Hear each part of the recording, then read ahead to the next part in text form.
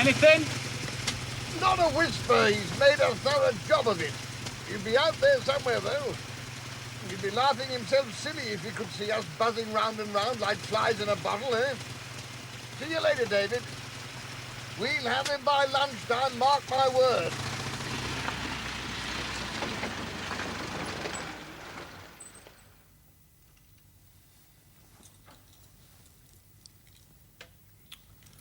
It's a good sign, David.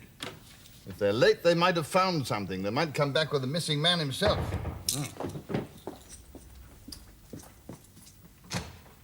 Any news? Nothing. Well, I expected this, you know. If I know Spats Winterbourne, he wouldn't want to be dragged back on his first morning of freedom. He'll have gone further afield. We'll have to widen the radius, that's all. What about his father? Wouldn't you want the police called in? I made a point of phoning him at the office before I came up here. I told him we'd search the 5-mile radius and we'd make it 12 before dark. And I suggested we contact the police. Boy, come and have a look at the map, will you? See if you can work out a plan of campaign for the rest of the day, eh? Sir. Atkinson, Saunders. You know, that fellow Winterbourne's a damn codfish. That's what comes of making too much money. The mere mention of the word police set his blood pressure soaring. Well, I suppose police means publicity. He's had a bellyful of that. Don't you think we ought to call him in of our own bat? If we haven't found him before nightfall. But we will. I'm sure of it. Well, Colonel, what's the plan of campaign, eh? Well, sir.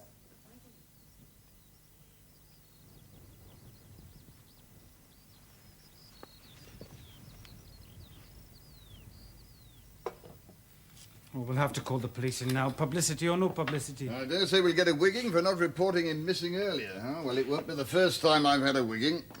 What'll you tell them? I'd say that even if we'd reported him missing this morning, they wouldn't have started any serious search until tomorrow. They know that as well as I do. Here. You seem to take it all so cheerfully. It's the only way to take it, old boy. I feel as though we ought to be out there now looking for him. Yes, I know, but it wouldn't make a scrap of difference. What, Exmoor on a cloudy night? Brrr. We just have to hope he's tucked up cozily somewhere. But he might be lying out there with a broken leg. If he's lying out there with a broken leg, there's nothing we can do about it. You've done all you can, David, and so have I.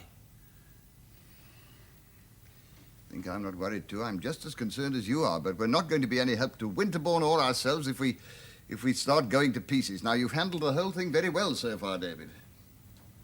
I should have talked to him about it. I could have done so easily. What might have been. I doubt if it would have made a jot of difference, then. I just have this feeling that something terrible is going to happen, and, well, I'm partly to blame. Now, listen to me. I have my intuitions, too, you know. As to Winterbourne, well, I'm just annoyed we've got to report a failure to that beastly father of his, and of course I'm sorry for the little toad himself, but my intuition is that he's all right. We're going to find him safe and sound. You're right. Come on, David. You get home and get a good night's sleep. You're not going to be any help to me or Winterbourne if you go on shredding your nerves like this. No, hold on a minute. This is what you want. Algae's nerve tonic. There you are. And this is the dose. 2 large ones for you, 1 large one for Beth. And then straight to bed. Never fails, old boy. Well, that was nice of him, wasn't it? Oh, do cheer up, Davy.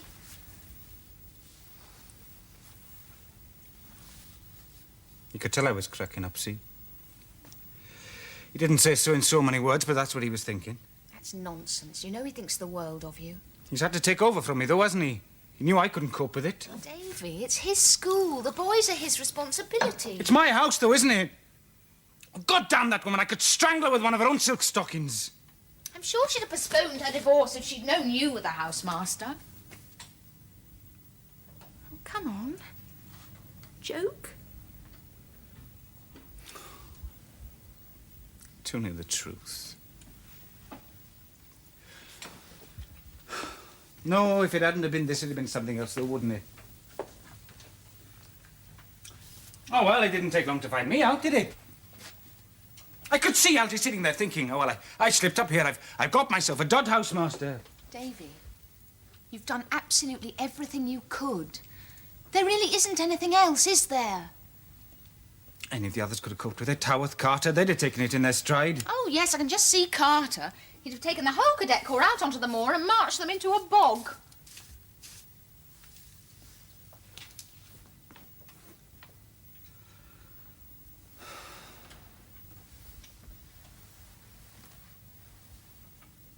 You know what it is, I suppose. After all these years, I still don't feel as though I belong here. It's still like a foreign country. And so I have to watch every step, make sure everything's absolutely right, because there's no concessions for outsiders. And then one day they'll just turn around and say, sorry, Paula Jones, that's it. You tried hard, but it just won't wash. Not on, wrong type, sling your hook. Davy, if anyone belongs here, it's you. Anyone can see that. Do you really mean that? Beth, you must be sick of this. I'm sorry, I really will try and shut up soon. No. I quite like you like this. Do you remember how shy you were when we first met? Hopeless. Doesn't bear thinking about. Oh, yes, it does. You were lovely. And you know, these last couple of years, what with everything going so well, you getting your degree and working on your book, marching around the school, impressing everyone with your efficiency. Well, it isn't that I felt neglected or taken for granted or anything like that. But I did just wonder once or twice whether you needed me as much as I need you. Well, now you know.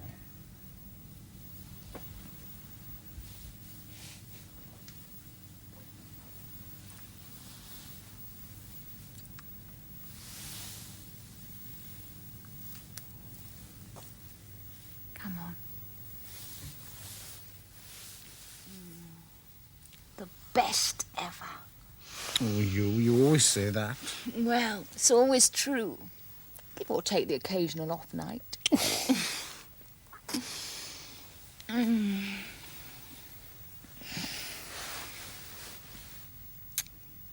If a fairy came to Bamfield and said, you have one wish, Beth, I'd say, I'd like to be in bed with this man, David Powlett Jones, just after making love and just before going to sleep.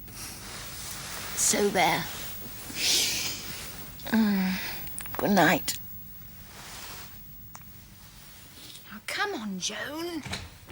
Any news? No, not yet. It's too early yet. The police went out half an hour ago. They sounded pretty hopeful, though.